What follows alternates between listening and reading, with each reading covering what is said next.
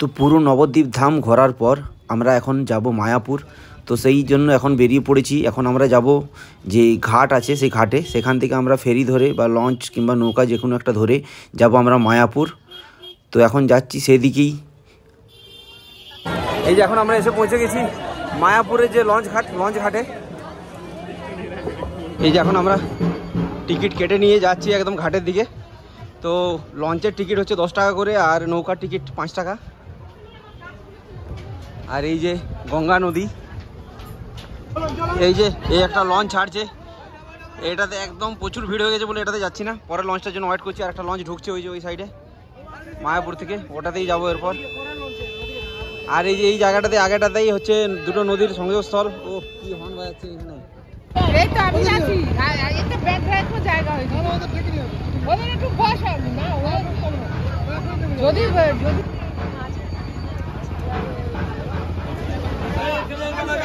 তো অবশেষে আমরা লঞ্চে চেপে গেছি। ওই যে এখান থেকে দেখা যাচ্ছে ওই যে ইসকন টেম্পল, এখান থেকে দেখা যাচ্ছে।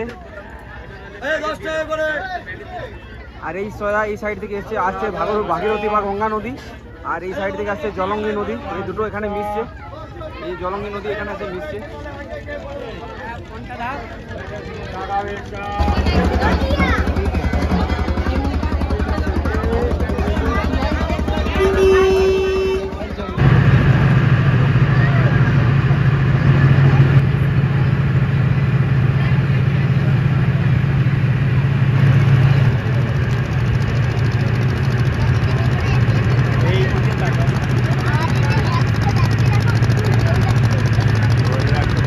এই যে এই জায়গাটাতেই জলঙ্গি নদী মিশছে গঙ্গাতে।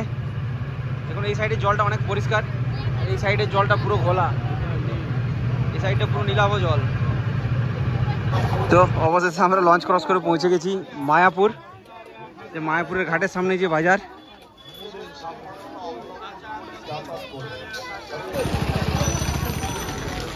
জাস্ট ঘাট থেকে বেরিয়ে এই যে সামনেই বাস দাঁড়ায়, বাস স্ট্যান্ড।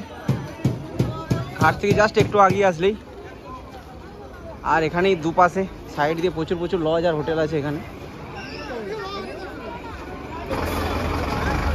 আর এই সামনে থেকে টোটো পাওয়া যাবে, সামনেই টোটো স্ট্যান্ড আছে ওখানে। জয় জগন্নাথ মন্দির, সামনেই একটা জগন্নাথ মন্দির, খুব সুন্দর।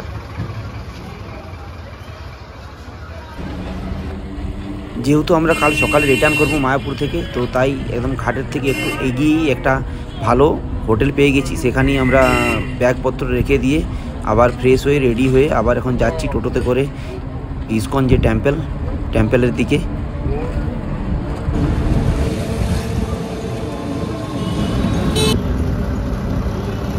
ওই তো সামনে দেখা যাচ্ছে ইসকন মন্দির।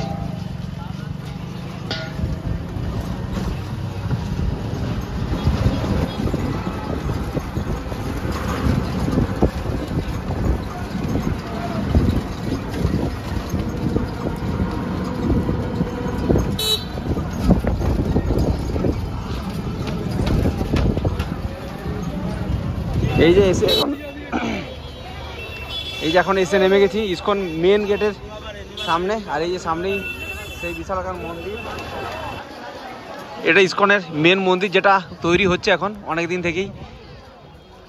তো এটা এখনো পর্যন্ত ওপেন হয়নি, কারণ এখনো পর্যন্ত কনস্ট্রাকশনের কাজ চলছে। আর এই সাইডে আছে আরেকটা মন্দির, প্রভুপাদের মন্দির, যেটা আরেকটা মন্দির, পুরানো মন্দিরটা। আর এছাড়া বিশাল সুন্দর মার্কেট, বেশ ভালোই ভক্তের সমাগম হয়েছে এখানে। তো এখন আমরা যাব বলতে, আমরা যেহেতু লেট করে পৌঁছেছি সেই জন্য যে ভোগ প্রসাদের যে কুপনগুলো আগের থেকে 12টা পর্যন্ত হয় সেইগুলো নেওয়া হয়নি। এখন আমরা ওই সুলভ ভোজনালয় যেখানে আছে তার টোকেন নিয়েছি, ওখানে যাব খেতে। এখন ওখানে 50 টাকা করে নিয়েছে পার হেড। 5 বছরের নিচে সমস্ত বাচ্চাদের কোনো খাবার টোকেন লাগে না এখানে। যেতে যেতে এখানে জগন্নাথ দেব আর এই যে মন্দির, পুরানো মন্দিরটা।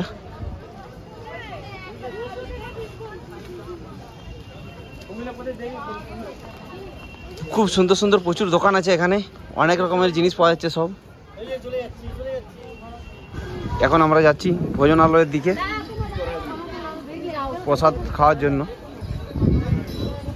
এইটাই ভোজন কক্ষ, প্রসাদ কক্ষ আর কি।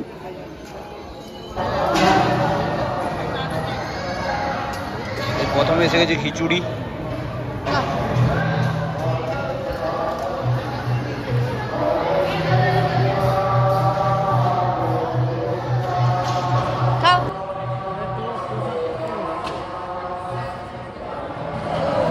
তারপরে এসে দেখুন সাদা ভাত আর সবজি খিচুড়ির পর।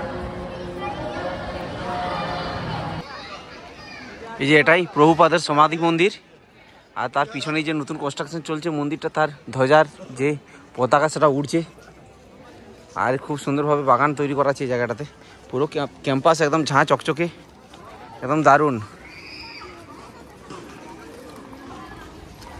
এখান থেকে পুরো মন্দির চত্বরের ভিউটা জাস্ট অসাধারণ, দুর্দান্ত। দেখুন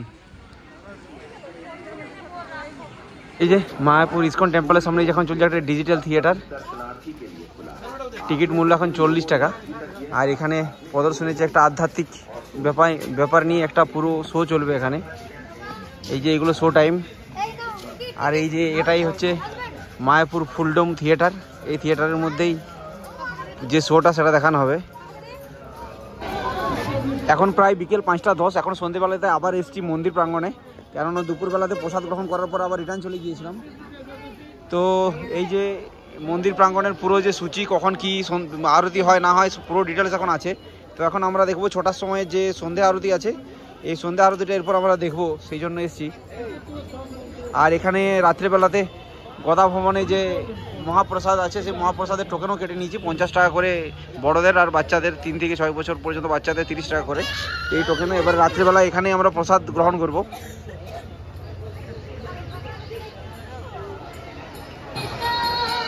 এই যে এরপর আমরা যাব যে প্রভুপাদ যে আছে তার ভজন কীর্তন যে কুঠির আছে সেটাতে, এই কুঠিরের ভজন কীর্তন হতে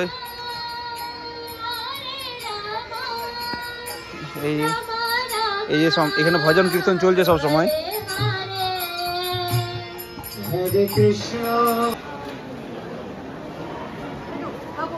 এই এখন আমরা চলে এসেছি পুরো চন্দ্রোদয় মন্দিরের সামনে। এই সেই চন্দ্রোদয় মন্দির, সন্ধ্যা আরতি হবে 6টার সময় থেকে।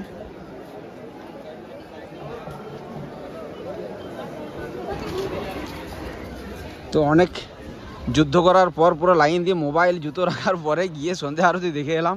উফ, প্রচণ্ড ভিড়, প্রচণ্ড। ভিতরে তো দাঁড়ানোর জায়গা নেই, এত পরিমাণে ভিড়। এইখানে আছে গোবিন্দস রেস্টুরেন্ট, খাবার জায়গা এখানে। আর এরপর আমরা যাব গদা ভবনের দিকে, তারপর ওখানে গিয়ে রাত্রে প্রসাদ গ্রহণ করব।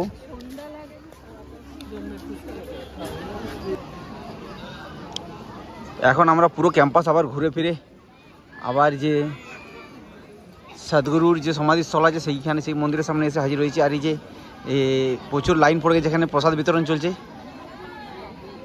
এই যে প্রসাদ বিতরণ চলছে এখানে, প্রচুর লাইন। তার জন্য আমরা মেন মন্দিরে গিয়ে সন্ধ্যা আরতিও দেখলাম একটু আগে।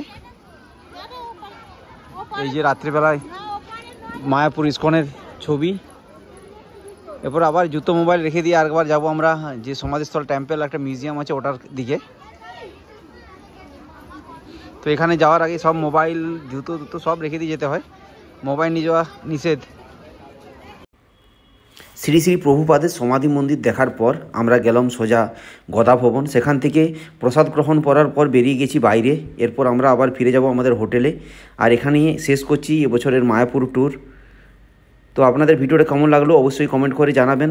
আর যারা আমাদের চ্যানেলটা এখনও সাবস্ক্রাইব করেননি তাদের কাছে অনুরোধ রইল, প্লিজ সাবস্ক্রাইব করুন আর পাশে থাকা বেল আইকনটা প্রেস করে রাখবেন। ধন্যবাদ, দেখা হবে পরের ভিডিওতে।